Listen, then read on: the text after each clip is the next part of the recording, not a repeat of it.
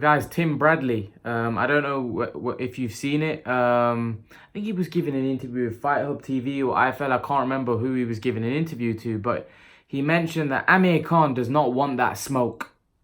Amir Khan quit against Terence Crawford and he doesn't want that smoke. He was asked that, would you consider fighting Amir Khan? Because obviously you two have had an issue, and he goes, my younger brother Terence Crawford took care of Khan, but he goes, you know what? He goes, he doesn't want that smoke. He goes, as a fighter, you don't quit like that. He goes, I understand he got hit low and he got hit in the groin area and that could cause him trouble. But when you're a fighter, you don't quit like that. Now, obviously, we know that Tim Bradley and Amir Khan have had their beef in the past. But one thing I will say is that Tim Bradley turned down a fight with Amir Khan. You know, in the past, you know, Bradley can say what he wants now.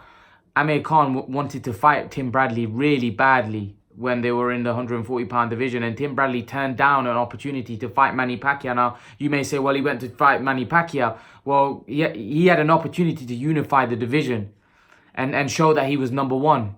But the reason why he didn't want to do that, because he saw a fight with Manny Pacquiao, and I think he knew Khan probably had his number. I think Amir Khan, I always felt that Amir Khan stylistically was all wrong for Bradley. Bradley wasn't a big puncher, and he would have been completely outboxed by Amir Khan. I would still love to see a fight like that. I think there's the grudge there. I think obviously Crawford's fresh, very good, and he's a lot better than Tim Bradley. I think that fight would make a lot of sense even now.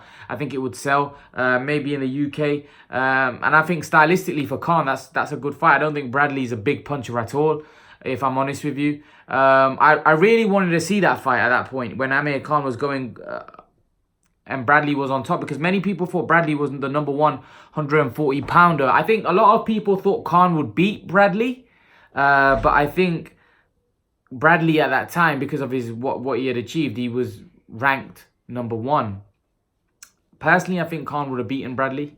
I think Amir Khan stylistically was all wrong, but you know, Bradley and Khan have gone back and forth, and then you know, Khan went the famous time when Khan walked past Bradley and said to him that you got no balls, and Bradley didn't take that comment too well, and he said to his manager that make the fight.